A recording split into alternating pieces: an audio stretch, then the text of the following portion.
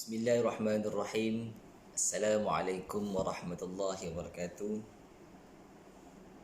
Sahabat-sahabat yang dirahmati Allah Subhanahu wa taala. Salam Jumaat. Allahumma salli ala sayyidina Muhammad. Bersama kita perbanyakkan berselawat pada hari Jumaat, insya-Allah. Mudah-mudahan Allah rahmati kita, Allah berkati segala isi kehidupan kita, insya-Allah.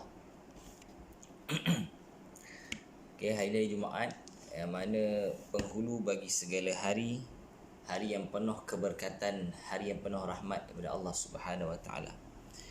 Terima kasih saya ucapkan kepada sahabat-sahabat yang sentiasa mengikut penulisan saya. Insya-Allah hari ini sekadar ingin berkongsi sahaja berkaitan beberapa amalan pelindungan.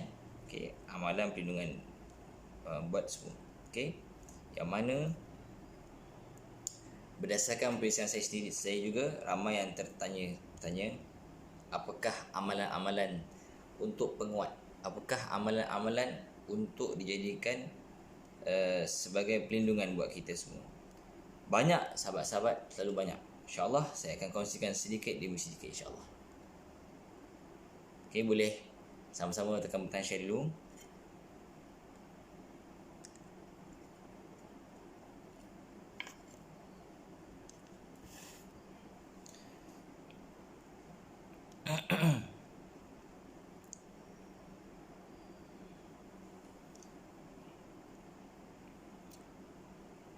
Kepada yang mengikuti siaran, boleh sama-sama kita menekan butang share agar lebih ramai lagi dapat berkongsi manfaat pada pagi ini, agar lebih ramai lagi dapat bersama mengambil sedikit sebanyak intipati pada pagi yang mulia ni, insya-Allah. Okey.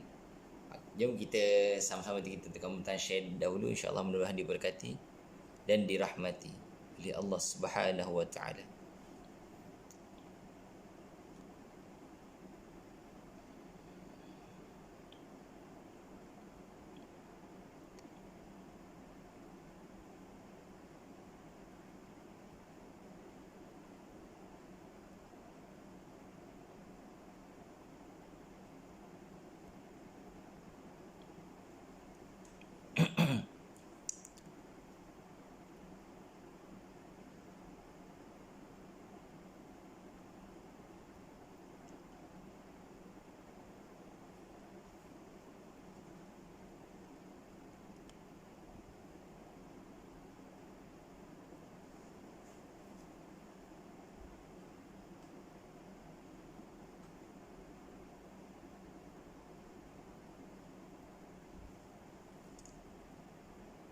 Dia mula masuk ke? Sebelum tu saya nak tahu suara saya okey ke? Suara saya okey ke?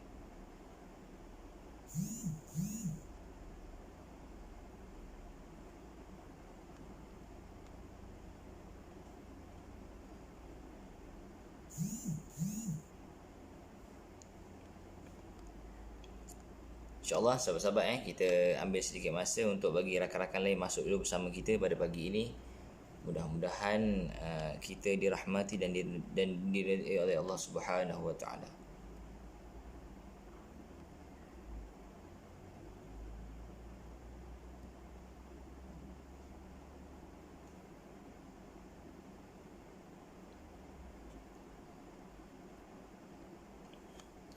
Ya, waalaikumsalam warahmatullahi wabarakatuh. Dia terima kasih kepada Tuan Farid Hanim. Tuan Farid, jom kita sharekan dulu video pada pagi ini. Mudah-mudahan kita dirahmati dan diridai oleh Allah Subhanahu wa taala, insya-Allah. Okey, pagi ini sekadar ingin berkongsi saja, berkongsi tentang beberapa pengalaman dan beberapa amalan-amalan yang boleh dijadikan sebagai pelindungan buat kita semua daripada gangguan yang tidak menentu, gangguan yang kita rasa benda ini macam ganggu diri kita, macam tak kan. Jadi kita sama-sama kita berkongsi, insya-Allah, pada pagi Jumaat ini, insya-Allah akan bermula sebentar sahaja lagi. Okay, kita sama-sama kita kongsikan pada rakan-rakan dahulu. Jom kita pakai share dulu, insya-Allah.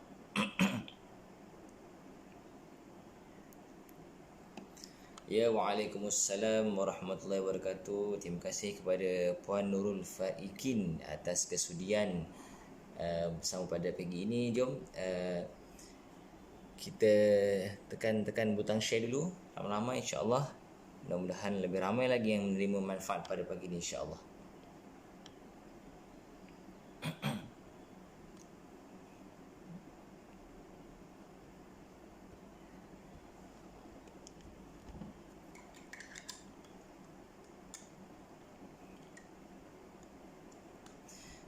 InsyaAllah sebelum kita memulakan perkongsian kita, sama-sama kita membaca Al-Fatihah agar perkongsian pada pagi ini lebih Allah rahmati dan berkati, insyaAllah.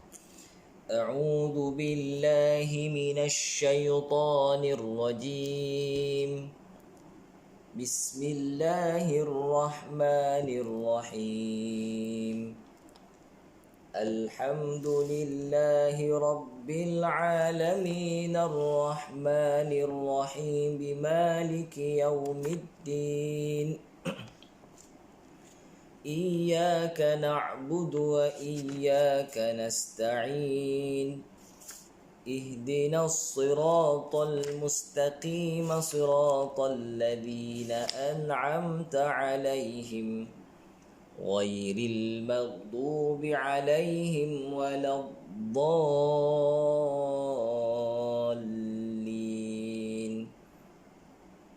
Amin. InsyaAllah sahabat-sahabat yang dirahmati Allah Subhanahu wa taala sekalian. Perasan tak kita kenapa kehidupan harian kita bermulanya dengan solat, dan solat itu bermulanya dengan Al-Fatihah.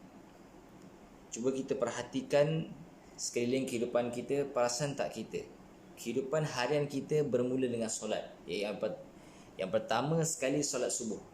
Tetapi sebelum bermulanya solat subuh, ada beberapa solat yang sangat penting bagi setengah orang, dan boleh katakan seluruh umat Islam penting akan solat tersebut. Ya, terima kasih akhi Iman. Waalaikumsalam warahmatullahi wabarakatuh.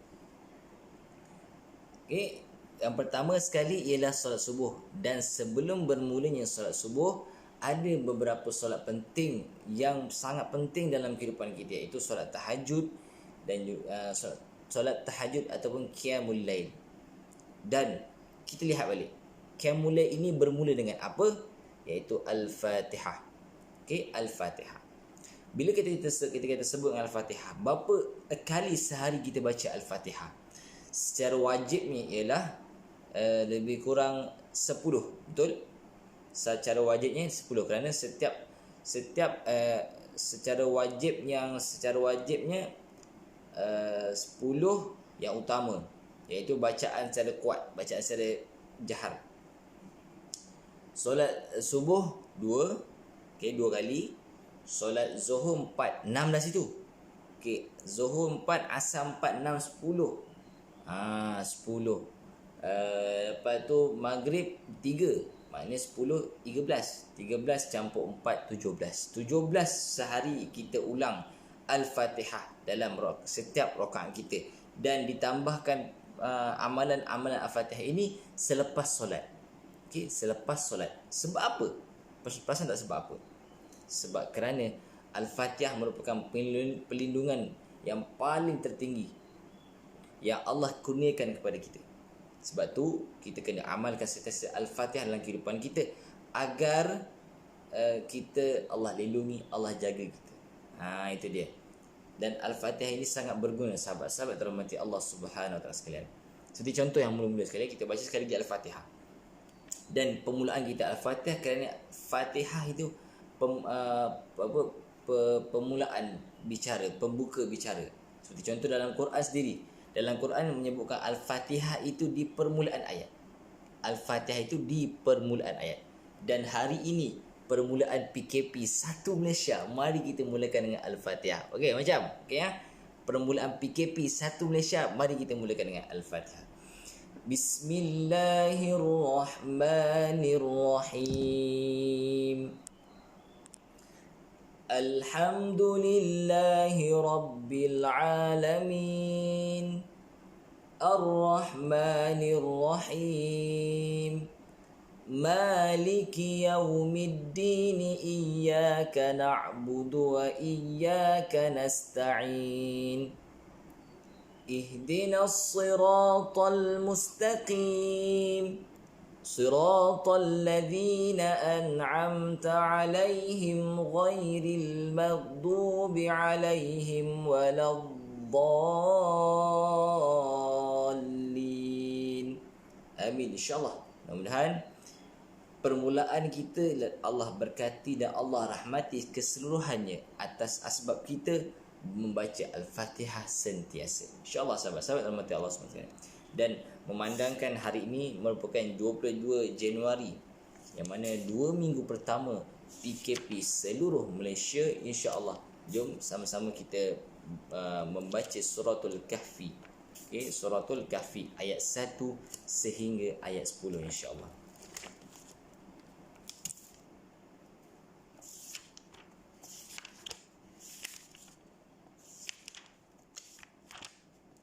Kepada rakan-rakan yang ada Quran di hadapan dia, bolehlah sama-sama kita buka suratul Kahfi, sama-sama kita membaca suratul Kahfi.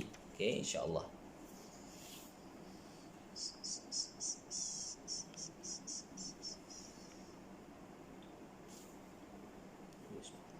Okey, suratul Kahfi bermula di muka surat 293. Okey, 293. Mari kita sama-sama kita menilik seketika ayat-ayat Al-Quran yang mana ianya sangat perlu dalam kehidupan kita, yang boleh menjamin kehidupan kita, boleh menjamin, kerana dalam Quran dah disebutkan, dalam kehidupan kita sehariannya disebutkan, dan dalam perubatan sendiri disebutkan wa nunazzilu minal qur'ani ma huwa shifaa'u wa rahmatul lil mu'minin. Quran ini diturunkan bukan sekadar bacaan, tetapi Quran ini diturunkan dengan asbab penawar bagi segala penyakit. Bila kata segala penyakit tu, hati-hati, kerana kecuali mati tak boleh. Mati kita baca Quran. Orang untuk orang mati. Okey, insya-Allah kita sama-sama jom kita baca Quran, surah Al-Kahfi muka surat 293, dan insya-Allah kita akan cuba berkongsi berkaitan dengan beberapa ayat-ayat dalam surah Al-Kahfi. Bismillahirrahmanirrahim. Alhamdulillahilladzi anzala ala 'abdihi al-kitaba wa lam yaj'al lahu 'iwaja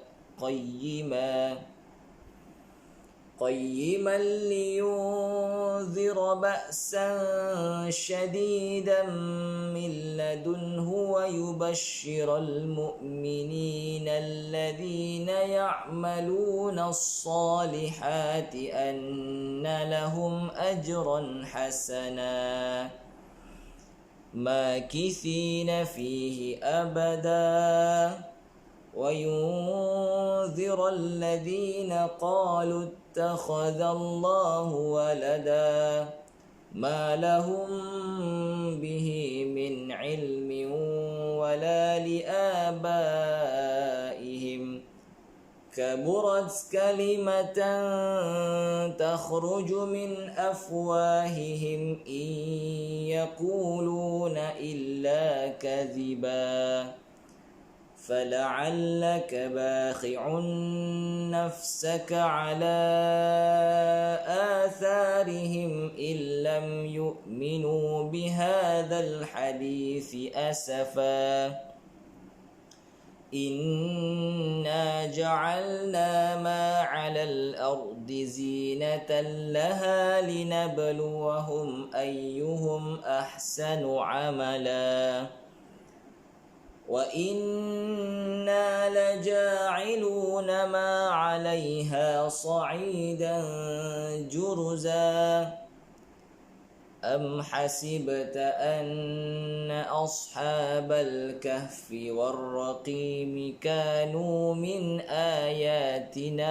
عجبا إذ أوى الفتية إلى الكهف فقالوا ربنا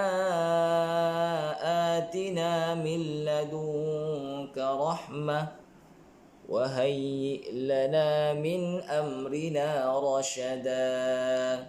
Sadaqallahul Azim. InsyaAllah sahabat-sahabat dirahmati Allah Subhanahu Wa Taala sekalian, seperti yang kita sedia maklum, 10 ayat pertama dalam surah Al-Kahfi ini adalah merupakan perlindungan untuk daripada segala perkara yang tidak kita suka, tidak diingini berlaku. InsyaAllah sahabat-sahabat, seperti yang saya janjikan tadi, yang mana hari ini saya nak berkongsi sedikit manfaat, mudah-mudahan ianya menjadi bekalan untuk kita semua, seperti mana yang dalam posting saya pada pagi ini, iaitu 3 perkara yang menjadi bekalan buat kita semua. Yang pertama, bersedekah. Yang kedua, amal jariah kita berpanjangan. Dan yang ketiga, ilmu yang bermanfaat. Jadi saya nak ambil ilmu. Hari ini saya nak cerita tentang ilmu. Ilmu bermanfaat. Yang mana saya sekarang ini dalam proses penulisan berkaitan dengan pengalaman saya sendiri dalam bidang paranormal. Bidang paranormal yang mana saya kaitkan benda ni dengan perbuatan Islam. Saya kaitkan dengan perbuatan Islam. Kerana apa saya kaitkan dengan perbuatan Islam? Kerana sudah ramai di luar sana terpesong sebenarnya. Dah ramai sangat di luar sana terpesong sebenarnya. Terpesong bagaimana? Terpesong dengan mencari alternatif lain. Alternatif lain untuk mendekat, untuk menarik orang dekat dengan dia. Sedangkan perkara yang dia buat tersebut kadang-kadang ianya telah menjatuhkan dia telah menyebabkan dia terjatuh ke arah syirik. Terjatuh ke arah syirik. Maka hari ini saya nak share, sahabat-sahabat dirahmati Allah Subhanahu Wa Taala sekalian, saya nak share ilmu yang hadir saya dan saya harapkan ia bermanfaat. Yang pertama ialah tentang yang mula-mula saya buka tadi, itu tentang Al-Fatihah. Tentang Al-Fatihah. Kerana apa saya cakap tentang Al-Fatihah? Kerana ianya adalah permulaan ayat, pembuka bicara, pembuka kata, pembuka Al-Quran dalam kehidupan kita. Apa sahaja kita buat, kalau perasan dan mungkin tak perasan, apa sahaja kita buat dalam kehidupan kita, kita mulakan dengan Al-Fatihah. Betul tak betul? Tengok saja kuliah-kuliah di masjid semuanya. Kuliah-kuliah. Mari kita mulakan dengan Ummul Kitab Al-Fatihah. Mari kita mulakan Ummul Furqan Al-Fatihah. Maka Al-Fatihah ini sangat penting dalam hidup kita. Al-Fatihah ini merupakan perkara terpenting dalam hidup kita. Perkara terpenting. Terpenting bagaimana? Ya. Tanpa Al-Fatihah sudah tentu kita akan menjadi seorang hamba Allah yang sangat tidak beradab. Tanpa Al-Fatihah sudah tentu kita menjadi hamba Allah yang sangat tidak beradab. Beradab. Bagaimana yang dinamakan adab? Kita masuk rumah orang, kita bagi salam, Assalamualaikum. Kita lalu di hadapan tanah perkuburan, Assalamualaikum ya ahlal kubur. Lalu dekat tanah kubur pun kita memberi salam. Masuk rumah orang pun memberi salam. Maka itu adalah salah satu alamat kehidupan. Dan hari ini kita hidup, takkan kita nak bagi salam? Kita hidup hari ini, takkan kita tidak mau bagi salam? Maka bagaimana untuk memberi salam yang pertama dalam kehidupan kita ialah Al-Fatihah. Salam yang pertama dalam kehidupan kita ialah Al-Fatihah. Al-Fatihah. Apa jua masalah, jangan lupa Al-Fatihah. Apa jua yang kita nak lakukan, yang kita nak memulakan hidup kita, tak kisahlah apa benda sekalipun, jangan kita lupa akan Al-Fatihah. Kerana ianya merupakan salah satu yang dinamakan dengan pelindungan kehidupan kita. Pelindungan kehidupan kita. Senang ke susah tuan-tuan? Senang ke susah? Sangat-sangat mudah. Sangat-sangat mudah. Kerana apa sangat-sangat mudah saya cakap? Kerana Al-Fatihah merupakan rutin harian kita. Al-Fatihah merupakan rutin harian kita. Maka kenapa kita nak tinggalkan Al-Fatihah? Kenapa kita nak tinggalkan Al-Fatihah? Ramai sangat di luar sana yang bertanya, Ustaz, ada tak amalan-amalan yang dikatakan sangat kuat, dia kata gitu, ramai yang jumpa saya. Okay, dalam sesi rawatan, ramai yang jumpa saya. Ustaz, ada tak amalan-amalan yang sangat kuat untuk saya amalkan agar saya ni dihindarkan dan dijauhkan, tidak dikacau lagi oleh benda-benda tak elok ni. Saya biasa bila soalan itu keluar, saya akan sebut satu je. Berapa kali kita solat sehari? 5 kali sehari semalam. Berapa rakaat? 17 rakaat sehari semalam. Berapa Al-Fatihah dalam tu? Sebab apa saya tanya berapa Al-Fatihah? Kerana dalam solat kita mulakan dengan Al-Fatihah. Dalam solat kita dimulakan dengan Al-Fatihah. Sebab tu saya tanya balik, berapa hari, berapa lama kita solat? Berapa kali kita solat? Sebab dalam tu ada Al-Fatihah. Dan sejauh mana kita sejauh mana kita memahami akan bacaan solat kita. Sejauh mana kita memahami akan bacaan solat kita. Kerana dalam itu terkandungnya segala penawar. Kalau kita faham segala penawar dalam tu ada. Sejauh mana kita memahami akan bacaan solat kita. Ustaz, saya dah solat. Soalan kedua pula muncul, saya dah solat. Saya solat macam mana? Saya tanya. Dia dah solat, dia dah baca Al-Fatihah semua dan sebagainya. Saya kata balik, sejauh mana kita memahami akan baca solat kita. Kenapa perlu cari amalan lain sedangkan amalan yang ada ini pun belum tentu kita faham? Okey, kenapa kita perlu mencari amalan-amalan yang lain sedangkan amalan yang sedia ada ni, sejauh mana kita memahami, sekuat mana kita mengamalkan amalan yang sedia ada ni sebagai perlindungan buat kita. Perlindungan ada banyak, bukan semata-mata perlindungan di atas muka bumi, di akhirat. Okey, tapi yang kita fokuskan sekarang ni lah di muka bumi. Kena kacau dengan sihir lah, santau lah, saka dan sebagainya. Bila kena kacau ni biasalah stres, sakit itu sakitnya. Tapi bagaimana kita nak mengaplikasikan amalan yang kita dah ada ini bersama dengan penyakit yang sedang melanda kita? Bagaimana? Kita kena faham. Bukan semata-mata baca, tetapi kita kena faham. Okay, kita kena faham. Itu yang paling penting sekali. Banyak dah amalan harian kita. Kalau diikutkanlah, kalau dikira balik, amalan harian kita sangat-sangat banyak. Tapi sejauh mana kita faham ni? Okay, contoh saya bagi contoh amalan harian. Dalam solat yang pertama kita akan mulakan dengan Al-Fatihah, dan yang sebelum Al-Fatihah kita akan mulakan dengan doa iftitah. Allahu akbar kabira walhamdulillahi katsira wa subhanallahi bukratan wa asila. Sehingga habislah. Lepas tu Al-Fatihah. Lepas Al-Fatihah surah-surah pilihan. Okey, surah-surah pilihan. Dan selepas tu kita ada lagi tasbih yang dinamakan subhana rabbiyal azimi ketika rukuk, subhana rabbiyal ala ketika sujud. Itu juga merupakan amalan harian kita yang paling kuat dah sebenarnya. Sebab itu solat amalan paling kuat sebenarnya. Jadi kenapa perlu kita cari yang lain? Bukan salah, tapi sejauh mana kita faham. Bukan salah, saya tak salahkan kamu beramal segala benda, tidak salah. Tetapi sejauh mana kita faham. Sebab ada ketika bila kita terlalu banyak sangat, kita ambil itu, ambil ini, amalan. Segala ustaz bagi, apa saja amalan ustaz bagi, kamu ambil. Kamu hafal, kamu baca, tapi kamu tak faham. Datang jumpa ustaz lain, ambil lagi amalan terbaru. Sebab apa saya cerita? Sebab ada yang berlaku pesakit saya sendiri. Datang jumpa saya. Okey, datang jumpa saya. Dia kata, ustaz, ada tak doa-doa yang sangat sesuai ustaz untuk saya? Kenapa puan? Saya tanya, kenapa puan? Saya dah penat ustaz, segala doa tak menjadi. Saya tanya, segala doa tak menjadi, doa apa yang tak menjadi? Doa apa? Dia kata, dia ada, saya sakit ni ustaz, dah lama sangat. Sakit ni dah bertahun-tahun. Saya sakit ni dah bertahun-tahun, tapi kenapa masih lagi tak sembuh-sembuh? Saya terkejut.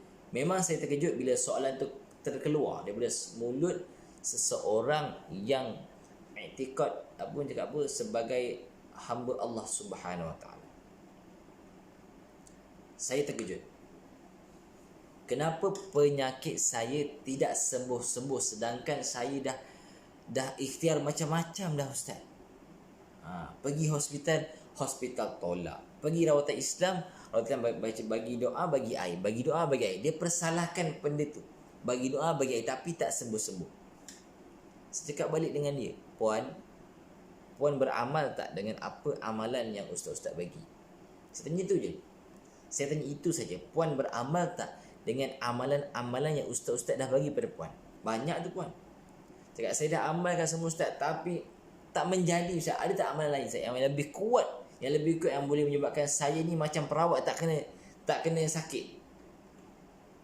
Saya kata dengan puan, Allahu Akbar. Amalan apa lagi yang paling kuat selain berdoa? Sebenarnya. Kerana doa mukhul ibadah. Doa ini leader bagi ibadah. Amalan apa lagi yang paling kuat selain berdoa dalam kehidupan kita sebagai orang Islam ni? Saya tanya tuan-tuan, sahabat-sahabat yang sedang menonton lah kan, ada tak jawapan untuk jawab soalan ini? Amalan apa lagi yang paling kuat selain doa sebagai kita orang Islam? Bagi saya tak ada. Doa tu paling kuat. Doa itu yang paling kuat apabila difahami. Saya beritahu dengan puan tersebut, jangan doa semata-mata doa, tetapi fahami apa yang kita doakan. Doa ini minta dengan Allah. Keyakinan dengan penyembuh itu penting di sebalik usaha. Betul. Terima kasih Ustaz Shah Azam. Okey. Keyakinan dengan penyembuh itu penting di sebalik usaha. Ayat falsafah ni nak kena faham betul-betul. Kita berdoa, kita minta dengan Allah, yakin Allah dengar doa kita. Itu paling penting. Bukan kita minta atau Allah tak makbulkan doa aku, letih dah ni. Allah tak makbulkan doa aku, tidak. Keyakinan dengan penyembuh itu penting di sebalik usaha. Ayat ni kena faham betul. Maknanya sekarang ni kita berdoa, kita yakin doa kita ni Allah dengar, insya-Allah. Yakin doa kita Allah. Tapi jangan yakin sebentar lagi. Kena faham apa yang kita doa tu. Kena faham apa yang kita doakan. Barulah benda itu tercapai. Barulah ianya sampai. Kalau kita doa tak faham, kita nak harapkan sampai macam mana? Doa biar faham, insya-Allah. Itu sahabat-sahabat dalam hati Allah Subhanahu Wa Taala sekalian. Yang paling saya tak tahannya bila dia sebut saya tu, Ustaz, janganlah doa yang panjang-panjang, janganlah doa yang banyak-banyak, takut tak sempat. Dah awak minta doa dengan saya bagilah. Nak panjang pendek tu belakang cerita. Doa yang paling pendek dalam kehidupan kita sebagai seorang Islam yang sentiasa Allah uji dengan sakit, paling pendek dan paling mudah. Bahasa Melayu saya bagi. Dan alhamdulillah ramai yang dah amalkan, alhamdulillah. Dia kata keberkesanan luar biasa ustaz. Alhamdulillah, terima kasih banyak kepada yang beri respon. Dia kata dia dah amalkan, alhamdulillah. Dia kata keberkesanan biasa. Ya, memang keberkesanan luar biasa apabila kita amal dengan sebaiknya. Kalau kita amal tak baik, maka tak berkesan. Memang keberkesanan luar biasa bila kita amalkan. Okey, apa ni doanya?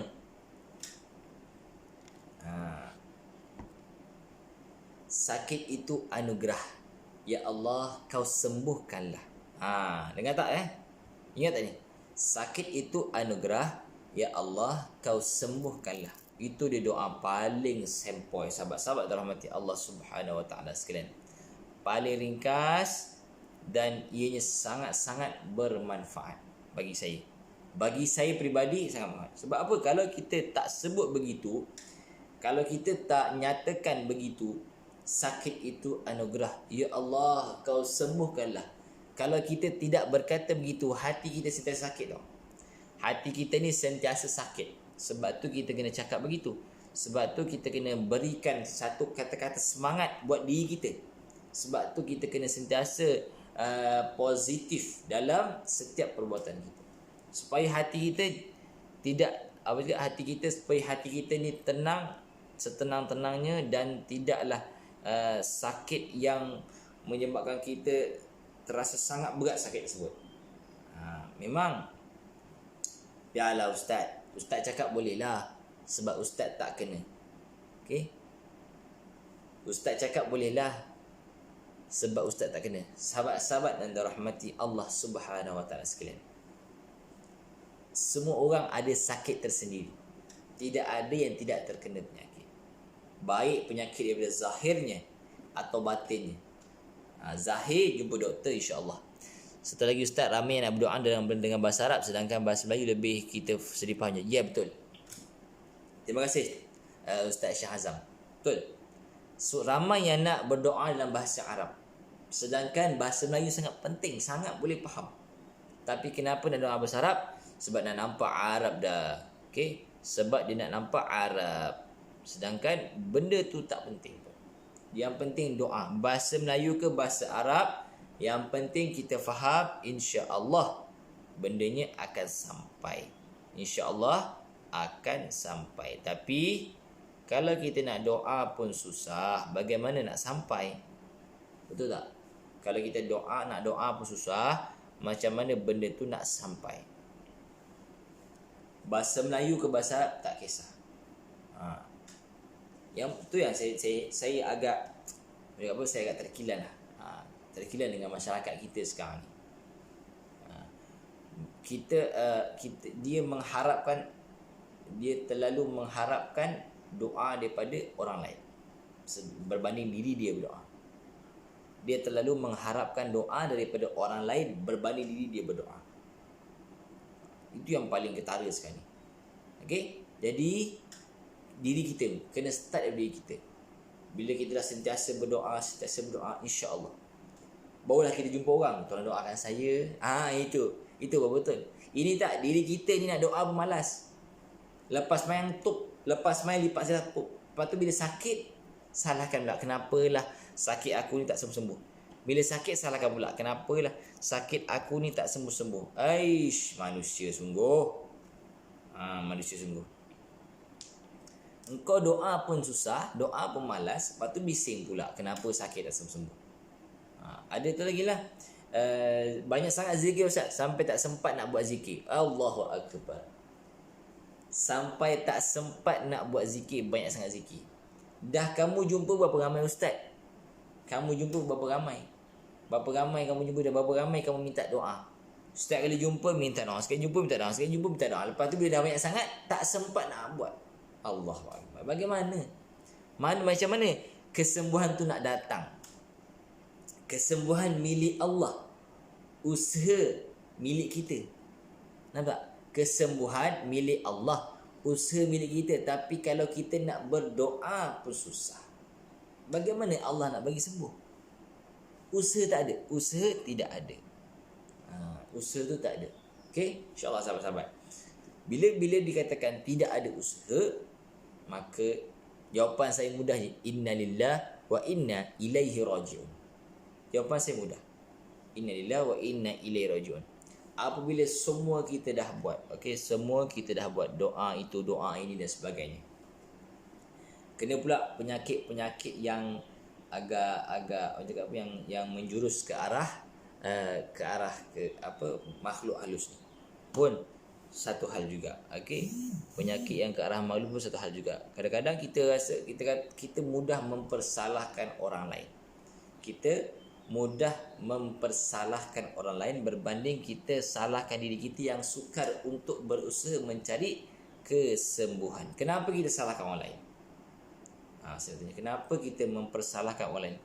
Saya tanya dulu. Asal sakit sikit je salahkan orang lain. Asal sakit sikit je salahkan orang lain. Kenapa? Kenapa dan kenapa? Sebab kita kata dia benci kita. Tu je. Mudah je. Kita kata dia benci kita. Kita kata dia tengok kita pun tak nak berkawan kita. Amboi kamu. Mudah sangat kamu mempersalahkan orang lain.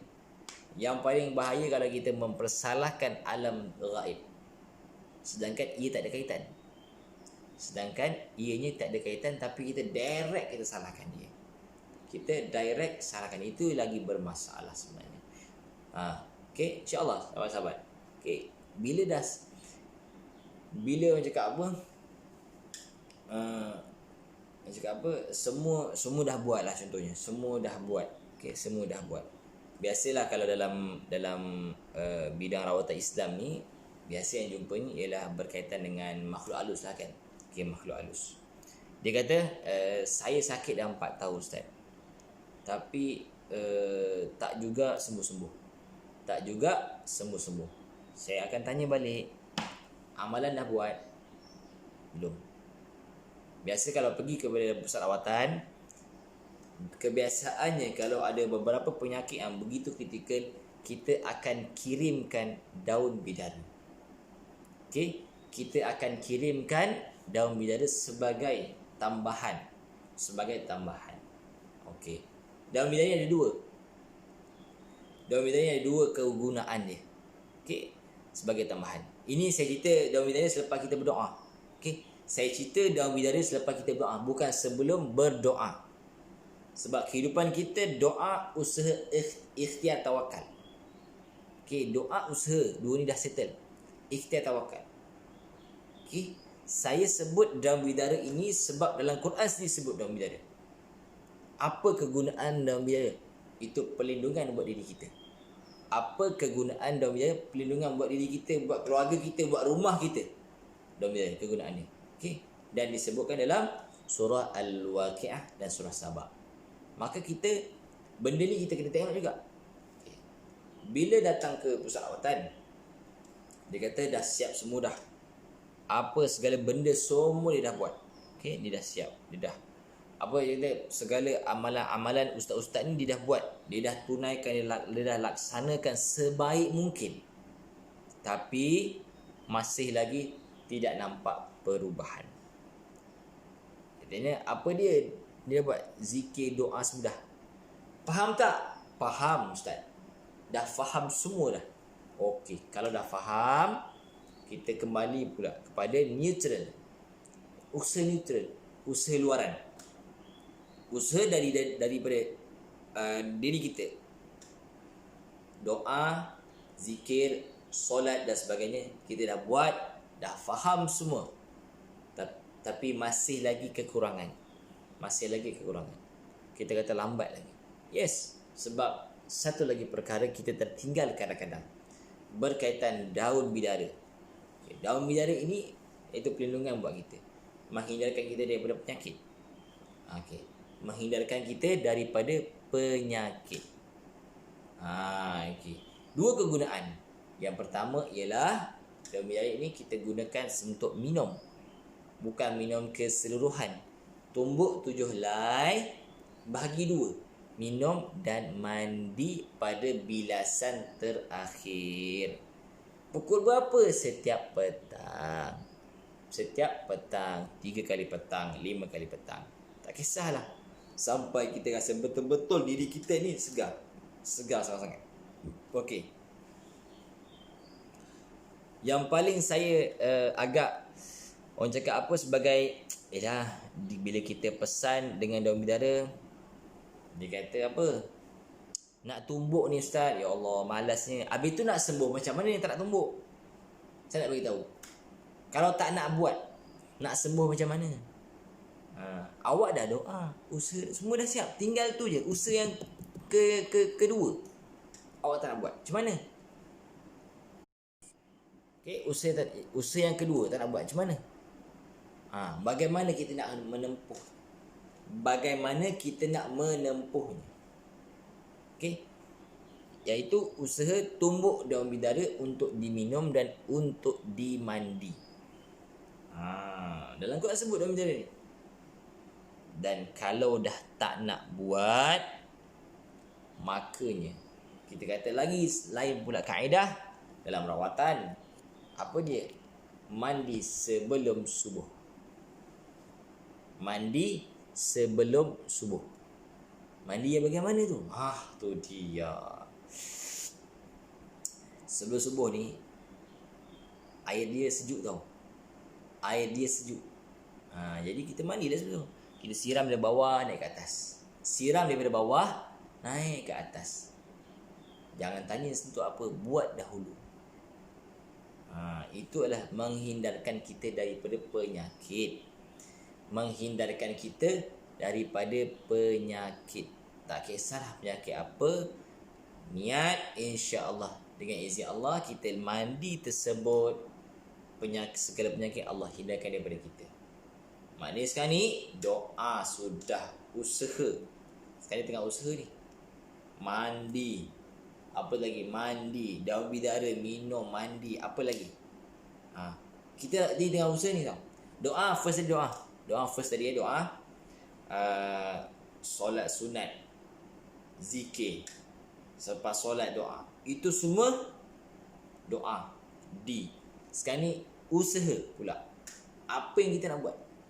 Daun bidara, tumbuk, minum. Mandi sebelum subuh. Apa lagi? Itu semua usaha. Dan bila ada lagi alasan tertentu, bila alasan, Ustaz, daun bidara ni susah nak cari Ustaz. Susah sangat nak mencarinya. Bila kata susah nak mencari, maka tekanlah link pada posting saya yang kali ini. Last ni. Last. Mandi kadang-kadang buat, kadang tak buat. Ialah mandi subuh-subuh. Kata sejuk. Okey, mandi jangan awal sangat. Biasa kalau 3:30 pagi pas kami memang sejuk, menggigil. Up sikit. Pukul 5. Sejuk memang sejuk, lebih kurang sikit lah sejuk. Tapi kalau pukul 6 lagi sejuk pukul 6. Mandi pagi. Sebab apa mandi pagi? Sebab mandi pagi tersebut itu ialah merupakan salah satu charge untuk urat saraf kita agar sentiasa segar. Dan bila urat saraf kita sentiasa segar, maka dikurangkan, dijauhkan daripada kita segala penyakit. InsyaAllah. Yakin buat, insyaAllah akan kurang daripada kita penyakit. Dah kalau mandi susah, tumbuk bidara susah, ni tekan link yang ada ni. Tekan link yang ada pada posting ini. Kenapa tekan link yang ada? Saya ajarkan cara penggunaan dia. Ialah bila tekan link posting, akan tengoklah apa yang saya buat pada pagi ini. Nampak tak? Sahabat-sahabat rahmati Allah Subhanahu Wa Taala sekalian. Dekat posting ni ada satu link yang dinamakan set daun bidara. Okay, nampak tak? Mungkin kita balik sikit lah. Okay. Set daun bidara. Itu pada posting yang saya tengah live ni. Dah semua tak nak buat. Semua tak nak buat. Nak cari daun bidara katanya susah. Satu. Nak cari daun bidara katanya tak ramai orang tanam. Nak tumbuk daun bidara malas. Tak sempat tumbuk, balik kerja lambat. Maka inilah dia. Bukan last choice. Inilah dia. Korbankan sedikit duit anda untuk bersama-sama dengan produk Buy Muslim First. Korbankan sedikit duit anda. Ambil ni RM170. Okay. Dalam link tersebut ada begitu harga. Belilah. Hadiahkanlah kepada orang yang anda sayangi dan sebagainya. Terpulang. Tak kisah. Belilah dan hadiahkanlah. Bagaimana penggunaan dia? Gel mandian bidara. Dia boleh buat gel, sabun, boleh buat lotion. Boleh buat gel, sabun, boleh buat lotion. Bila nama gel mandian bidara, kenapa harga dia 170? Ni nak bagi tahu. Kenapa harga dia 170? Nak bagi tahu sebab apa harga dia 170. Okey. Yang pertama, saya tunjuk kenapa harga dia 170 Okey. Ini dia sebab harga dia 170. Nampak tak gel di tangan saya? Okey. Anda cari mana-mana gel yang harga rendah pada 170, bukan gel. Ini harga dia secara loose ialah 60. Secara loose 60. Secara package total satu package 170. Anda cari dekat mana yang ada harga 60, harga bawah 60 yang dia boleh buat macam ni. Nampak Putih kan? Putih kan? Okay, putih tak? Dia putih kan? Okey, putih. Anda lihat elok. Dekat mana nak jumpa dengan harga 60 dan keberkesanan dia. Anda lihat sendiri. Anda tengok sini. Anda tengok sini. Yang putih tadi mana? Yang putih tadi mana?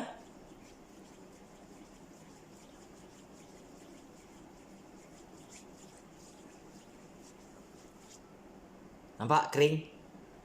Nampak tak? Kering. Nampak tak? Kalau anda rasa ianya tidak betul, maka jauhkanlah. Nampak tak kering? Nampak tak kering? Sebab apa dia kering? Sebab inilah dia yang dinamakan bidara. Bersifat nano. Absorb. Meresap. Okey? Dan bila kita bau yang harum memberikan aura positif pada diri kita.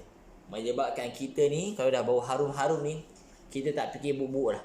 Okey? Settle. Nampak tak?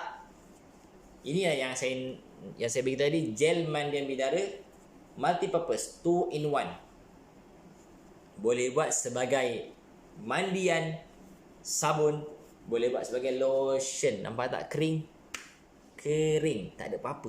Kering. Kering. Sahabat-sahabat dalam hati Allah Subhanahu Wa Taala sekalian. Harga RM60 secara loose, harga 170 package. Apa yang ada pada package ini? Ini gel mandian bidara. Gel mandian bidara ini sangat sesuai untuk mereka yang ada permasalahan urat saraf ataupun badan sentiasa penat sangat-sangat. Penat macam mana? Penat sangat-sangat badan. Balik kerja penat. Maka sebaik-baiknya diamalkan sebelum tidur malam. Rendam kaki dengan ais. Sapukan dulu gel pada kaki anda. Sapukan dahulu gel pada kaki anda sampai kering. Sapu sampai kering. Kedua-dua belah celup dalam ais selama 20 minit. Kalau dah boleh lebih, alhamdulillah. Ais, bukan ais sejuk, ais. Letaklah. Dan anda tengok sendiri perubahannya selepas seminggu. Ada setengah orang tu 2 hari dah dapat perubahan. Ada setengah orang tu seminggu. Cuba buat. Nak tengok bagaimana perubahan tubuh badan anda sendiri. Ya Allah, nikmat subhanallah. Tabarakallah, nikmat lain macam. Okey, itu berkaitan dengan gel mandian bidara. Dan Ustaz tadi kata ada set, apa lagi dalam set? Ini dia. Lotion daun bidara. Bagaimana kegunaan lotion ini? Lotion ini digunakan pada nadi kita. Nadi kita saja. 1, 2, 3. Nadi saja. Untuk apa? Untuk menaikkan seri muka kita. Okey. Lihat. Saya pakai. Okay, inilah untuk menaikkan seri muka kita. Pakai tak banyak pun, sikit je pakai. Untuk lotion ini berapa pula harga dia? Okey, harga lotion ialah RM40. Okey, nampak tak? Saya pakai. Okey, nampak saya pakai. Itu dia. Okey, kita sapu sehingga kering. Kering. Semasa membuat sapuan, pusingan melawan arah jam. Okey. Berbeza cara pemakaian di sini. Okey, di sini dah dia tolak ke bawah. Okey. Tolak ke bawah. Nampak tak nampak? Okey, dia tolak ke bawah. Bila tolak ke bawah, dia tolak ke bawah dan tolak ke bawah. Insya-Allah aura positif pada seri muka kita akan berubah. Makin berserilah muka. Okey. Nampak tak? Dia. makin berseri-serilah muka anda nanti tahu. Makin berseri-serilah muka nanti. Hanya tolak ke bawah sahaja.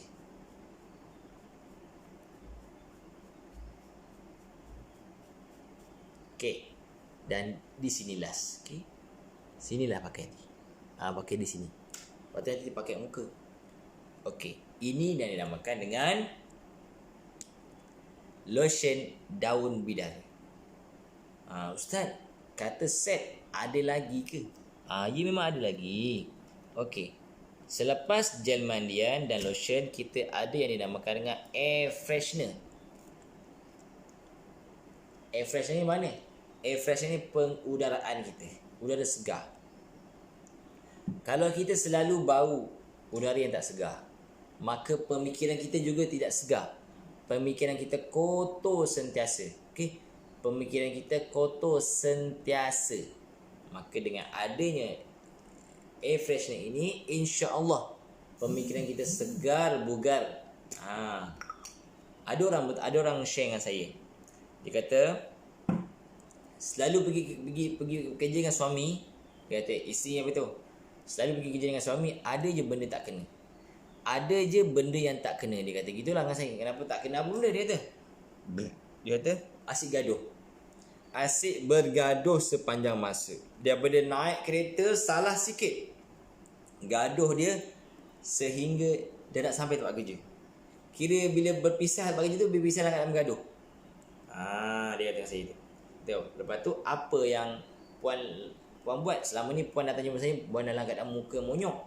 Dia kata, Ustaz, selepas saya membeli air freshener ni Ustaz, Allah subhanallah, dia kata Ustaz, masa suami saya start kereta, belum pasang aircon, saya sembur dekat lubang aircon.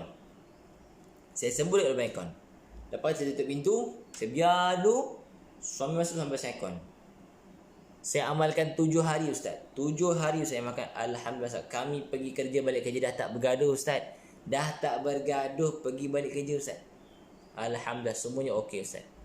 Nampak tak? Bila kita memberikan diri kita bauan haruman, bau yang harum, maka positifnya minda kita akan memberi kebaikan kepada orang sekeliling kita. Positifnya minda kita akan memberikan kebaikan kepada orang sekeliling kita. Nampak tak? Itu dia. Yang paling penting sekali, positif. Jangan nampak negatif secara langsung. Okey, itu berkaitan dengan air freshener. Kegunaan di mana?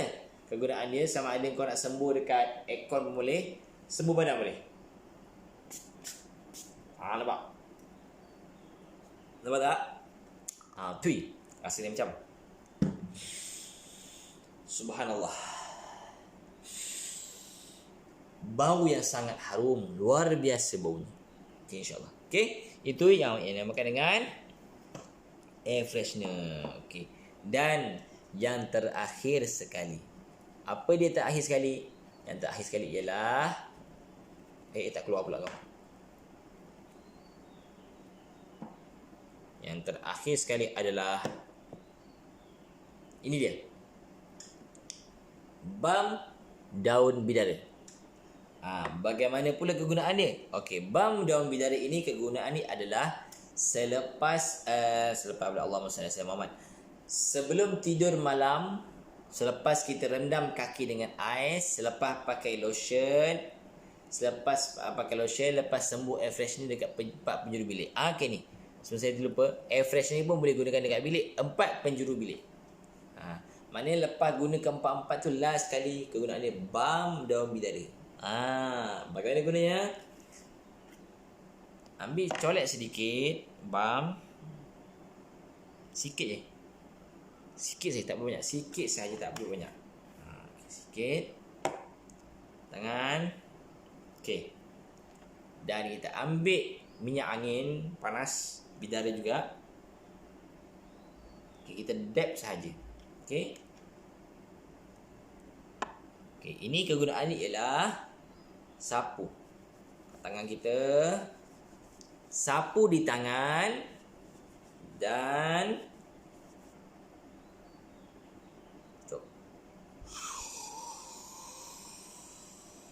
asyhadu an la ilaha illallah wa asyhadu anna Muhammadar Rasulullah.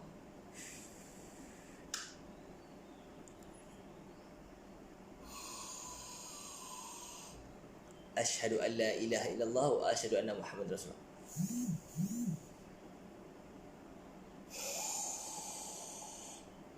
Asyhadu an la ilaha illallah wa asyhadu anna Muhammadar Rasulullah.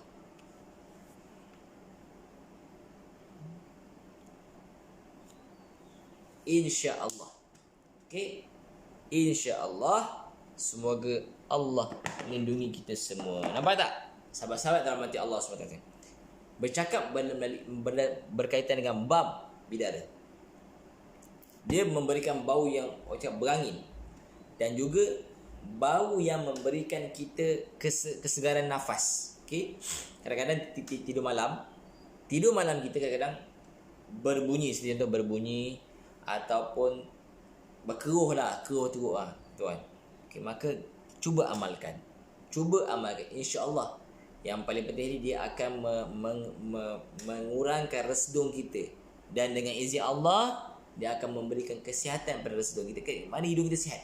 Bebas resdung. Okay, bebas resdung. Amalkan sebelum tidur, selepas merendam ais kaki. Dan sebelum subuh, bangun-bangun tidur tu, letak kat tepi katil kita, bangun tidur, terus ambil nafas.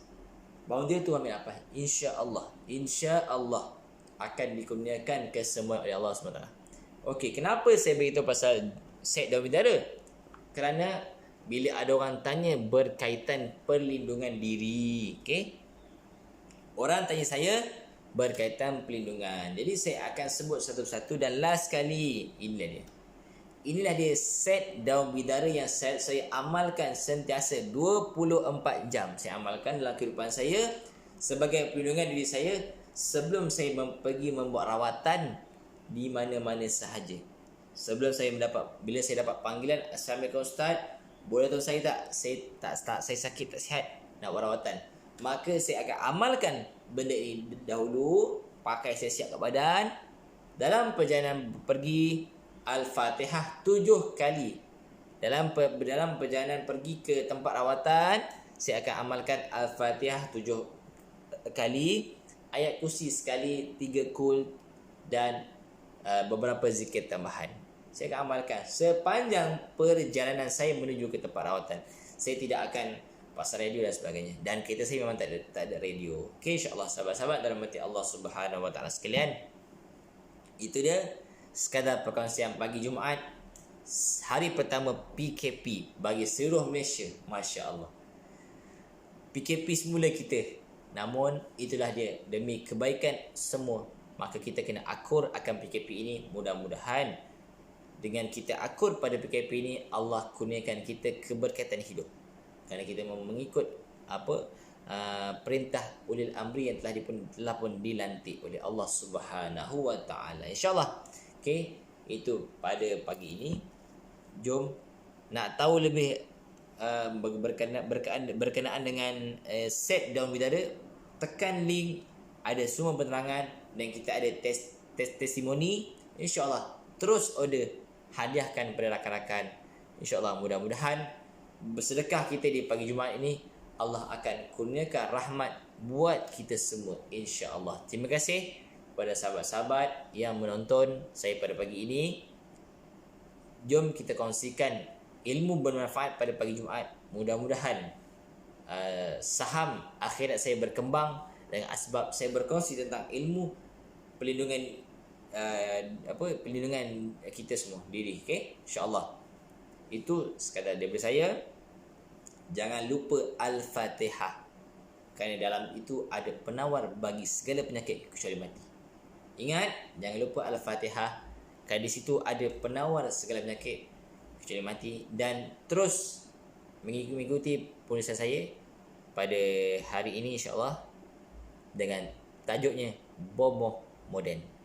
Okey, itu adalah cerita-cerita pengalaman diri saya sendiri, yang mana saya dijemput oleh rakan-rakan pergi ke tempat dan saya menerima laporan daripada beberapa mak ayah yang mengatakan anak mereka itu ini, maka kita kongsikan, okey, agar kita tidak terkena ataupun terikut-ikut dengan perkara yang boleh membatalkan akidah kita. Asyhadu an la ilaha illallah wa asyhadu anna Muhammadar Rasulullah. Assalamualaikum warahmatullahi wabarakatuh. Bye.